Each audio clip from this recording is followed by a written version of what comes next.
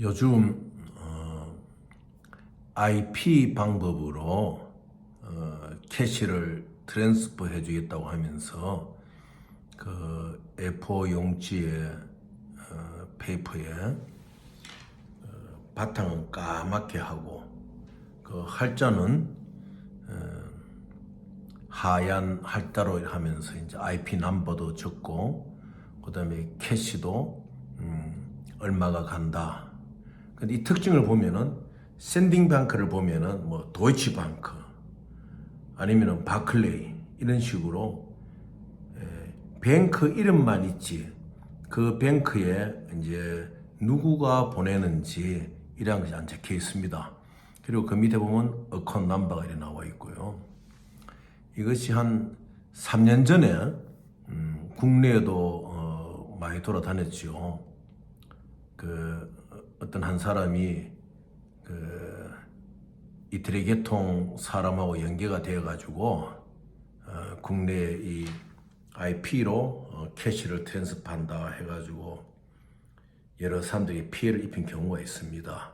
그때 그 피해를 입힌 장본인은 지금 아마 캄보디아에 있는 걸로 제가 알고 있는데요. 외국인하고 한국인이 왔다 갔다 해서 이제 캄보디아 그 사람 만나기 위해서 어떤 단체에도 또 그 해를 입히고 그래서 이제 모르는 사람들은 속기 나름이에요. 왜냐하면은 그 스크린이 이제 그러니까 IP 방법으로 캐시를 보낸다고 할 때는 일반적인 사람들이 이 스캐머들이 만든 단어거든요. IP가 일반적인 사람 생각할 때는 인터넷상의 어떠한 방법으로 오는 이제 그렇게 해가지고 뱅크의 스크린을 열 수 있는 IP 코드를 정해가지고 한다 이런 것으로 이제 사람들을 요구를 합니다.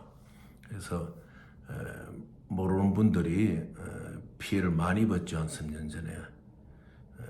그래서 꼭 그런 사람들이 보면은 무엇을 하냐 여러분 그 카드 있잖아요. 공카드를 모아가지고 거기에 남아있는 그 카드 칩 안에 정보를 취득합니다.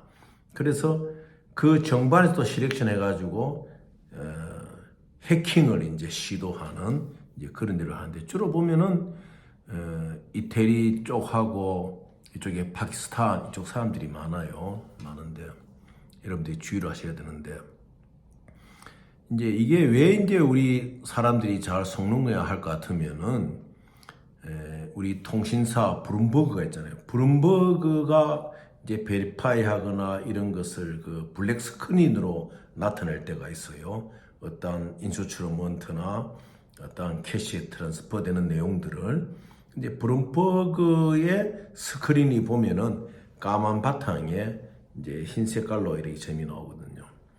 과거에 뭐 7, 8년 전에는 그레이 스크린이라는 말도 나오고 뭐 여러 가지로 이렇게 스캐머들이 만들어내는 말들입니다. 그래서 여러분들이 이제 거기에 속지 말아야 되는데 하나 인터뱅크 스크린으로 하는 그 모델에서 이 사람들이 이제 변형을 시킨 것이에요.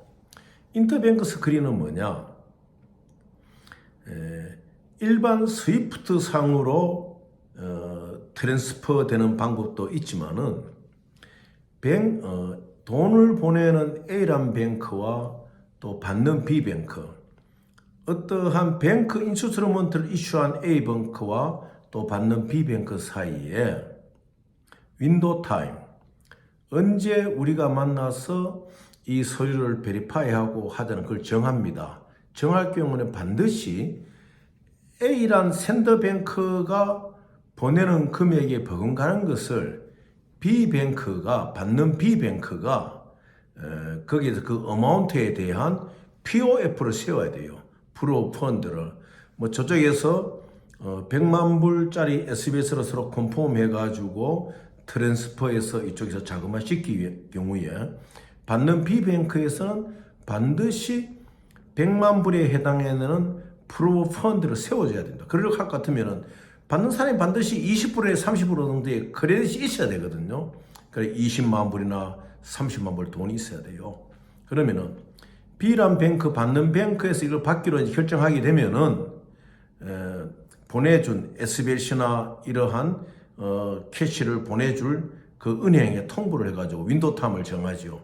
몇 월 며칠 몇 시에 양 뱅크에 뱅크 오피셔가 앉아가지고 그러니까 보내는 은행에서는 자기들의 인수출먼트를 스크린에 띄우고 이쪽에서는 받는 은행에서는 이제 베니피셔리에서는 뱅크에서는 베니피셔리의 프로 펀드 이것을 띄워가지고 거기에서 디드 오브 어사인먼트 서로 양도 양수를 이제 처리하게 됩니다. 계약을 하고 처리하게 되는데 그러한 인터뱅크 스크린에서 자금이 오고 가고 뱅크 인수처러먼트를 컨펌하는 그 방법이 있으니까 그걸 모델로 해가지고 만들어낸 거예요.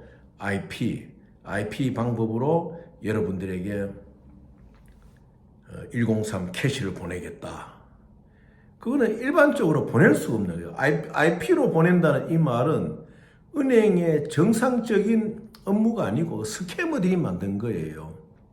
일반인들이 IP 그러면 이제 우리가 이제 컴퓨터 이식하다 보니까 이 컴퓨터를 생각하게 되고 뱅크 내의 컴퓨터 상에서 보내는구나. 또 뱅크의 스크린 상에서 보낸 거라. 이래서 이제 여러분들이 많이 속을 수가 있어요. 그런데 요즘 질문 들어오는 거 보면은 한 3, 4년 전에 횡행하던 것이 이제 또 우리 한국에 IP로 캐시를 보낸다 이렇게 이제 하고 전번에는 또 KTT 키트렉스 텔레코뮤니케이션 KT도 이제는 안 쓰거든요. 뭐 아프리카 어느 일부 국가만 무슨 로컬 용어로 쓰지만은 KTT로 한국의 은행에 돈을 보낼 수 있느냐? 한국은행도 현재 KTT를 안 씁니다. 안 쓰는데 이제 그런 식으로 지금 KTT, IP 스크린 이제 이런 걸로 블랙 스크린으로 이제 보낸다. 그래서 여러분들을 현혹하는 경우가 많습니다. 그래서 이것이 한때는 또 뭐 GPI MT103 해가지고 스크린에서 다운로드 해가지고 뭐 여러분들이 자금을 받는다. 물론 그것은 우리나라에서는 원칙적으로 안 돼요. 싱가포르나 이런 곳에서는 그것을 잘하는 뱅크 오피스와 뱅크 시스템이 있고 또 리시브도 자체적으로 자기들이 갖고 있는 에셋이 있기 때문에 그러한 절차를 밟아 나갈 수가 있는데 우리나라도 그게 안 돼. 그래서 이제 이 뱅크 스크린에 다운로드해서 자금을 받는 거, 그 다음에 IP 받는 거, 인터뱅크 스크린, 그 다음에는 또 카드를 가지고 이것을 자금화한다 하는 또 해킹하는 이러한 공통의 분모를 가진 스캐머들이 이제 한국에서 이제 활동을 시작하고 있어요. 뭐 최근에 실리콘밸리 뱅크라든지 또 시그네이처 뱅크라든지 이런 곳에서 이제 문제가 생기고 이제 수집이 다 되어 가지요. 또 크레딧 스위스도 문제가 있다가 UBS에서 국고 자금을 받으면서 또 이렇게 인수를 하고 이래서 이제 이 불덩어리가 꺼지는데 일반 우리 경제학을 하고 이러한 금융을 하신 분들이 보는 학문적인 눈으로 보는 이러한 사항보다도 여기에 깔려 있는 것은 우리 인류의 역사 속에서 또 전쟁의 역사 속에서 이 전쟁이 마무리될 즈음에 군수산업체들이 자금을 어떻게 정리하나 그러한 기초에서 이런 일들이 벌어지거든요. 왜냐? SUV 같은 경우는 국채의 하락 아닙니까? 자꾸 미국 연준에서 금리를 막 인상하니까 국채에 대한 매력이 어트랙티브가 떨어지니까 이 국채가 하락하면서 자금 인출이 뱅크런이 일어나고 이런 상황이거든요. 그래서 이러한 기회를 타가지고 이제 스캐머들이 막 만들어내는 거예요. 뭐 IP를 이렇게 한다. 그래서 여러분들 거기에 현혹되지 마시고 절대 IP로 뭐 자금을 이동한다. 이런 건 절대 없습니다. 이건 그들이 만들어낸 그들의 게임이에요. 그래서 그런 게임에 여러분이 속지 마셔야 돼요. 그리고 인터뱅크 스크린 또 한국에서는 하기가 힘듭니다. 그건 주로 프라임뱅크들이 하는 거예요. 우리나라는 프라임뱅크라면 전 세계적으로 25위 안에 들어야 되거든요. 우리나라 아무리 좋은 은행들도 피치 레이팅이 보면은 뭐 B 3개 플러스 2에다 A 플러스 정도밖에 안 되는데 우리나라에 프라임뱅크 없지 않습니까? 우리나라에서는 그런 인터뱅크 스크린을 할 수도 없고 또 한다고 하더라도 여러분이 자금이 있더라도 뱅커들이 그렇게 훈련이 안 돼 있습니다. 하지를 못하니까 여러분 절대 귀한 시간과 귀한 자금을 그러한 스캐머들의 호리는 그러한 그 잘못된 콘트랙트에 속지 마시기를 바랍니다. 한 3년 전에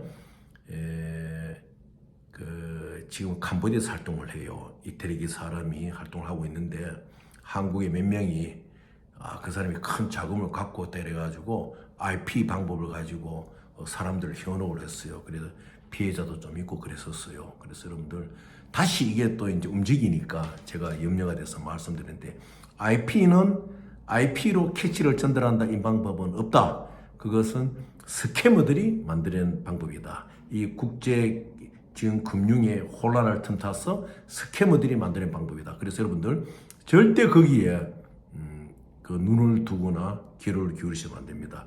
여러분들 주의하시를 바라겠습니다. 감사합니다.